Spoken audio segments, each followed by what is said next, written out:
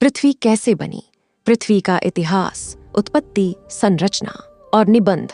कैसे हुई पृथ्वी की उत्पत्ति, पृथ्वी का जन्म कैसे हुआ, पृथ्वी की संरचना कैसे हुई। इन सवालों का जवाब जानने के बारे में सबके मन में एक उत्सुकता सी रहती है। आखिर क्या है पृथ्वी का इतिहास? धार्मिक तौर पर देखा जाए तो कहा जाता है धरती भगवान ने बनाया और फिर उस पर पेड़ पौधों, जीव जंतुओं और मनुष्यों को बनाया। परंतु विज्ञान इस बात को नहीं मानता और हम स्कूल में किताबों में भी यही पढ़ते हैं कि धरती सूरज से निकला हुआ एक आग का गोला था, फिर ठंडी हो गई और फिर जीवन की उत्पत्ति हुई। क्या कभी सोचा है कि वो आग का गोला ठंडा क्यों हुआ होगा? कभी सोचा है कि आग में पानी कहां से आ गया? कभी सोचा है चांद कैसे बना? ऐसे ही सवालों का जवाब आज हम आपको देने वाले हैं। आइए जानते हैं पृथ्वी का इतिहास या धरती की उत्पत्ति के बारे में। आज से लगभग 5 बिलियन साल पहले अंतरिक्ष में कई गैसों के मिश्रण से एक बहुत ही जोरदार धमाका हुआ।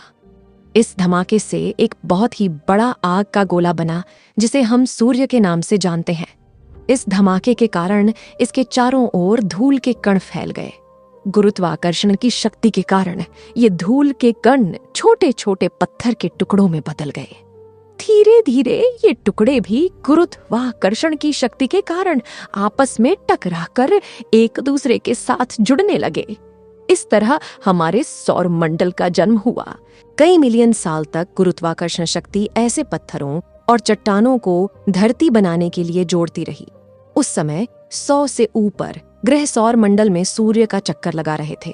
चट्टानों के आपस में टकराने के कारण धरती एक आग के गोले के रूप में तैयार हो रही थी, जिसके फलस्वरूप लगभग 4.68 बिलियन साल पहले धरती का तापमान लगभग 1200 डिग्री सेल्सियस था। अगर धरती पर कुछ था तो उबलती हुई चट्टानें, कार्बन डाइऑक्साइड, नाइट्रोजन और जल वाष्प। एक ऐसा माहौल था जिसमें हम चंद पलों में दम घुटने से मर जाते। उस समय कोई भी सख्त सतह नहीं थी। कुछ था तो बस ना खत्म होने वाला उबलता लावा। चांद कैसे बना? उसी समय एक नया ग्रह जिसका नाम थिया धरती की तरफ बढ़ रहा था। इसका आकार मंगल ग्रह जितना था। इसकी गति 50 किलोमीटर/सेकंड थी, जो कि बंदूक से चली हुई गोली से 20 गुना ज्यादा है। जब यह धरती की सतह से टकराया तो एक बहुत बड़ा धमाका हुआ जिससे कई ट्रिलियन का छड़ा डिब्रीज धरती से बाहर निकल गया और वह ग्रह धरती में विलीन हो गया। कई हजार साल तक गुरुत्वाकर्षण अपना काम करती रही और धरती से निकले हुए कण कई हजार साल तक इकट्ठा कर धरती के इर्द गिर्द एक चक्कर बना दिया। इस चक्कर से एक गेंद बनी जिसे हम चांद कहते हैं। ये चांद उस समय 22,000 किमी दूर था, जबकि आज ये 4,000 में दूर है। दिन जल्दी बीत रहे थे लेकिन धरती में बदलाव धीरे धीरे आ रहे थे। कहां से आया नमक और पानी?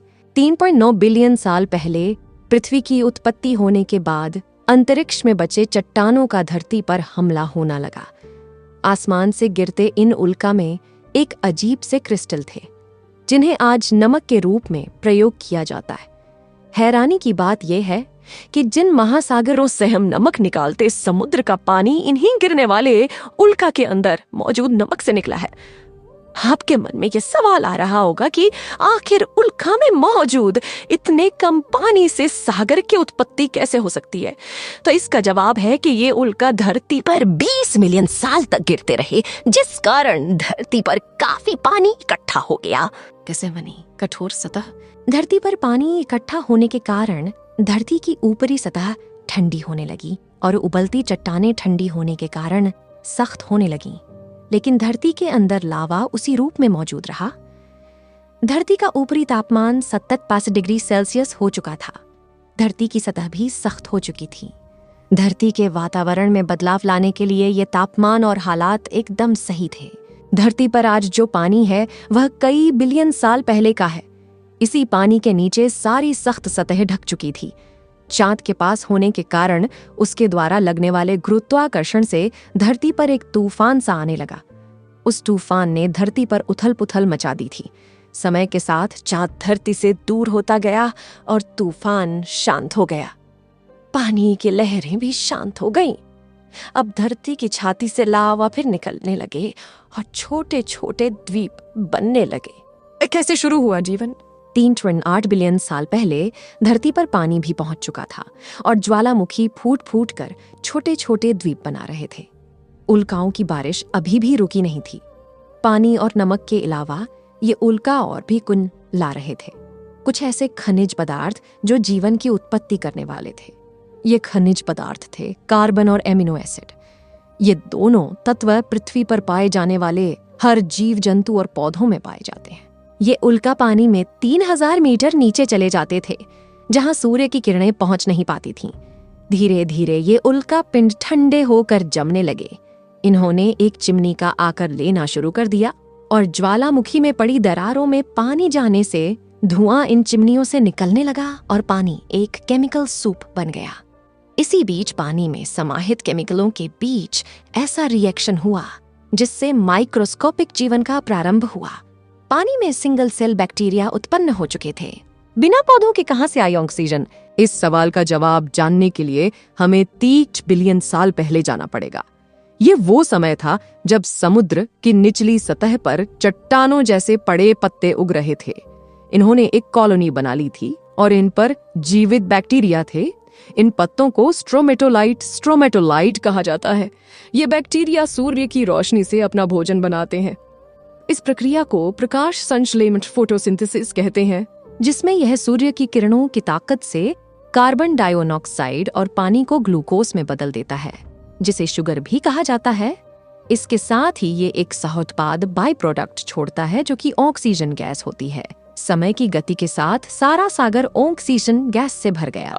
ऑक्सीजन के कारण पानी में मौजूद लोहे को जंग लगी, जिससे लोहे के अस्तित्व का पता चला।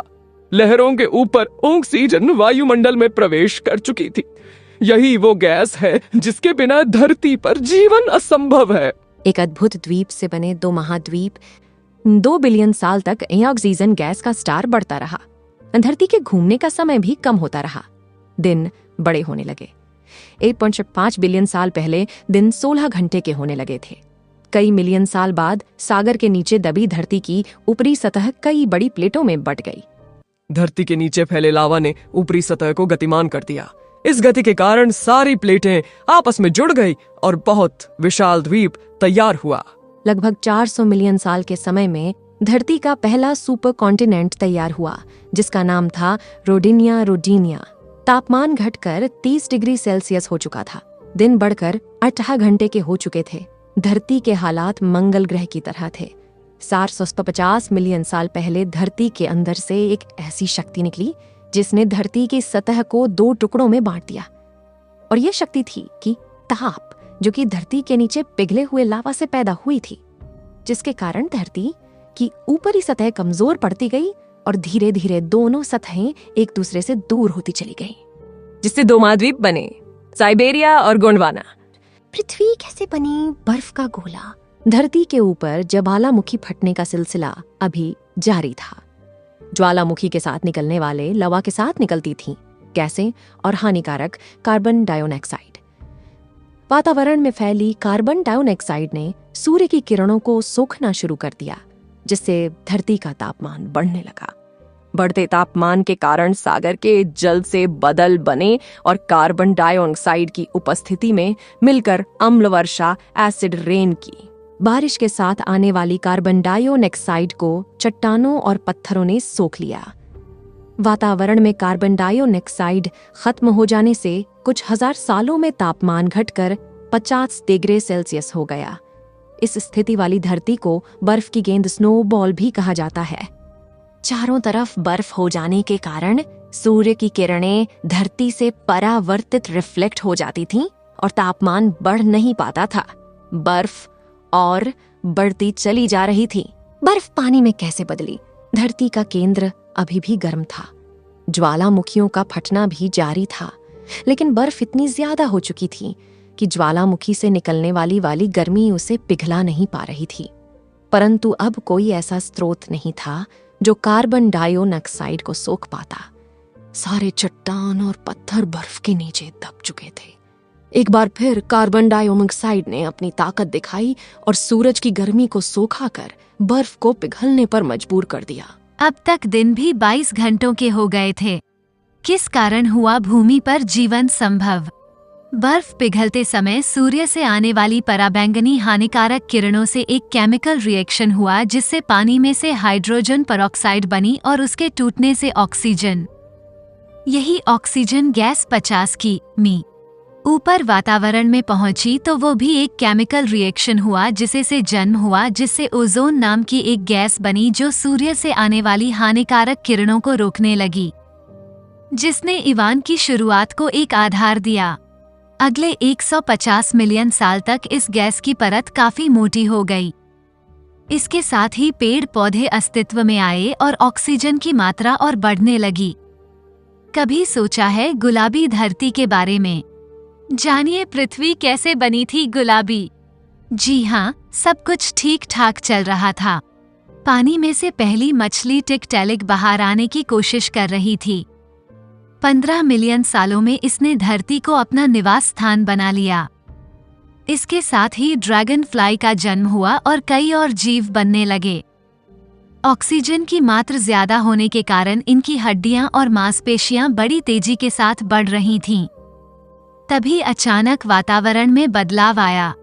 250 मिलियन साल पहले साइबेरियन मैदानों में अचानक लावा धरती से बाहर निकलने लगा और वहां के सभी जीव मर गए। गोंडवाना महाद्वीप में ऐसा लग रहा था जैसे कुछ हुआ ही ना हो। यहाँ तापमान लगभग 20 डिग्री सेल्सियस था। अचानक वहां राख गिरनी शुरू हो गई, जो कि 16,000 की.मी. दूर फटे ज्वालामुखी की थी। उस ज्वालामुखी से सल्फर डाइऑक्साइड निकली और बारिश में वो गैस मिलकर सल्फ्यूरिक एसिड बन गई, जिसने सब कुछ जला दिया, जिसके कारण यहाँ भी सभी जीव जंतु मारे गए। इससे कार्बन डाइऑक्साइड की मात्रा बढ़ गई, तापमान बढ़ गया और पानी सूख गया। भूमि पर जीवन खत्म था। सागर गुलाबी होने लगा था। सब कुछ गायब हो चुका था, न पेड़ पौधे थे न जीव जंतु। सागर में कुछ था तो बाद गुलाबी शैलाव एल्गी। गर्म वातावरण और गर्म सागर में बिना ऑक्सीजन अगर कोई चीज बाग सकती थी वो था शैलाव। सागर के पानी में मीथेन गैस के बुलबुले निकलने लगे। अभी तक ये गैस जमी हुई थी, पर सागर के तापमान के बढ़ने से यह पिघलकर बाहर आने लगी। ये गैस कार्बन डाइऑक्साइड से 20 गुना जहरीली है। सब कुछ खत्म हो गया था और धरती फिर उसी स्थिति में थी जिसमें उस समय से 250 मिलियन साल पहले थी। फिर से बना एक सुपरकॉन्टिनेंट। ज्वालामुखी के फटने और लावा के बिखरने से दोनों महाद्वीप फिर से जुड़ गए और 250 मिलियन साल पहले दोबारा एक सुपरकॉन्टिनेंट बना, पेंजिया, जो कि एक ध्रुव पोल दूसरे ध्रुव तक फैला हुआ था। फिर से पृथ्वी कैसे बनी रहने लायक? एसिड रेन का असर खत्म हो रहा था। सागर का पानी भी नीला हो चला था और धरती नीला ग्रह ब्लू प्लैनेट बन गई थी। पेड़ पौधे फिर वापस उगने लगे थे। अब वक्त था डायनासोर का। इनके बढ़ने के साथ ही ज्वालामुखी फटने के कारण नए नए द्वीपों का निर्माण हो रहा था और प्लेटों की गतिविधि से सुपरकॉन्टिनेंट टूटकर कई महाद्वीपों में बंट रहा था। 65 मिलियन साल पहले एक बड़े पहाड़ माउंट एवरेस्ट से बड़ा क्षुद्र ग्रह एस्ट्रॉइड 70,000 की.मी. की गति से धरती की तरफ आ रहा था। उसका केंद्र मेक्सिको था। इसके गिरने से कई मिलियन न्यूक्लियर बम जितनी ताकत पैदा होती है। इसके गिरने के बाद धरती पर सब कुछ तबाह हो गया और वायुमंडल में धूल का घना कोहरा छा गया। भूमि का तापमान 275 डिग्री सेल्सियस हो गया। सारे पेड़ पौधे और जीव जंतुओं का अंत हो गया। एक बार फिर से धरती के वातावरण में बदलाव आया और सब कुछ सामान्य होने पर शुरुआत हुई स्तनधारी जीवों की, जो आज तक चल रही है।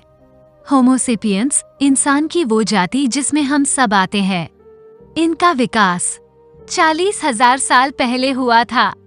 इसके बाद वो दुनिया बनी जो आप आज देखते हैं।